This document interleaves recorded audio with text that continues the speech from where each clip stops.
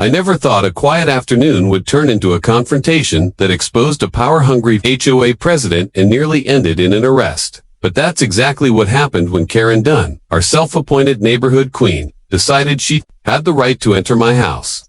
Using what she called her emergency master key, she thought my 13-year-old son would be scared and compliant. Instead, he stood his ground.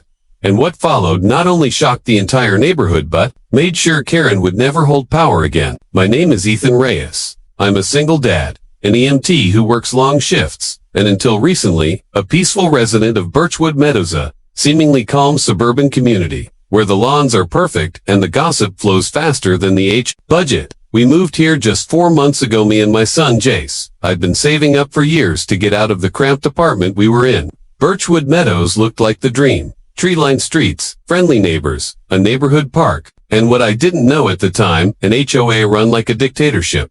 Karen Dunn introduced herself on day one. She showed up at our door with a welcome packet in one hand and a warning in the other. Her eyes scanned our garage boxes like they personally offended her. "Make sure those don't stay out past tonight," she said with a plastic smile. "The HOA has very strict curb appeal rules." I nodded, politely. I'd dealt with HOA types before. Or so I thought.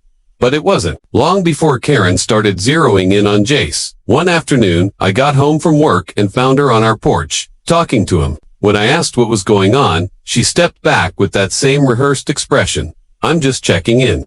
He was outside unsupervised, and you know how that can look," she said. "We have concerns about juvenile loitering." "He's 13, I told her. "He was watering the plants." "Still," she replied, "we have guidelines about unattended minors. Can I see that in writing?" "Oh, we're updating those. The new version isn't published yet." That became a pattern. Vague rules, made-up guidelines, and constant drive-bys. Every other day, her blue Honda CR-V would cruise past our home. Sometimes it parked across the street for 20 minutes. Jace joked that she was casing the place. I started saving the ring cam footage, just in case. But nothing prepared us for what happened one Friday in May.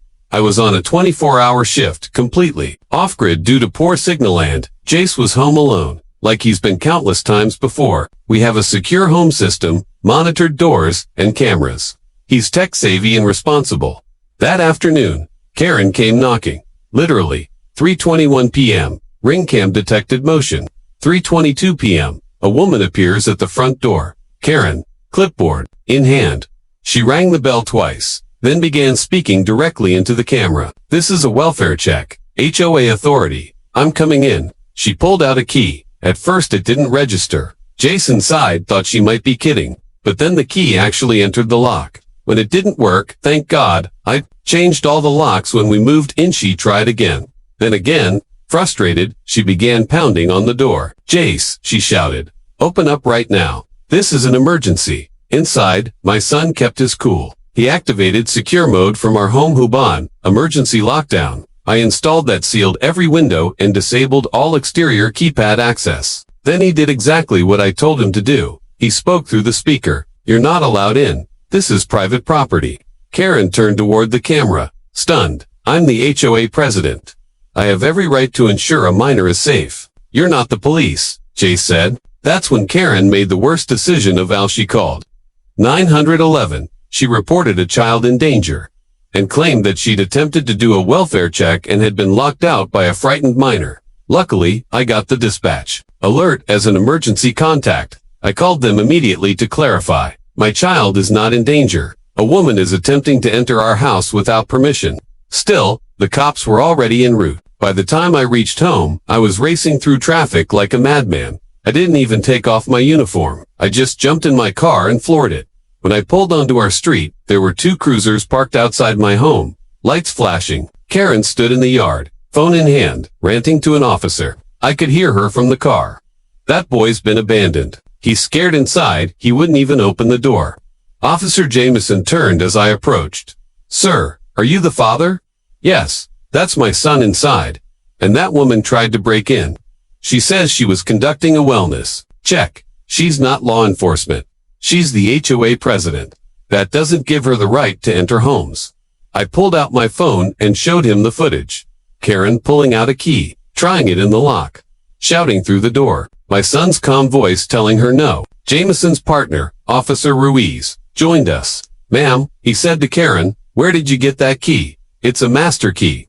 The HOA keeps one for emergencies." I cut in. "I changed all the locks. He has no right to have any copy." Karen stammered. "It was left over from maintenance months ago. I thought it was still valid." "Are there any HOA bylaws that authorize key access?" Ruiz asked.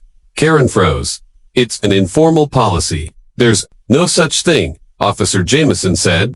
"Ma'am, you may have just committed unlawful entry." I was concerned for the child. At that moment, Jace opened the door. He stood tall in the doorway, phone in one hand, ring cam footage already queued up on the screen. "I'm fine. I was doing homework." She scared me. The officers walked inside, did a quick welfare check, and confirmed everything. Food in the fridge, working phone, open communication line with me. Nothing was amiss except for Karen's behavior. That night, the HOA board received a formal complaint from me. The next meeting was packed. Word had spread fast. Even neighbors who never showed up came just to hear the story. I brought the footage, the police report, and testimony from 3 other residents who said Karen had tried similar checks on their properties, but none had cameras to prove it. This time, the board couldn't protect her. They asked for evidence of the master key policy. Karen didn't have it. "I was just trying to ensure neighborhood safety," she said, voice cracking, "by entering private homes." One board member asked. She was removed from her position that night unanimously. 2 weeks later, I received confirmation that Karen was fined for unlawful entry and misuse of emergency services. The HOA was forced to audit all emergency keys, and I learned that Karen had been collecting them without the board's full consent. She was hit with a restraining order preventing her from coming within 100 feet of our property.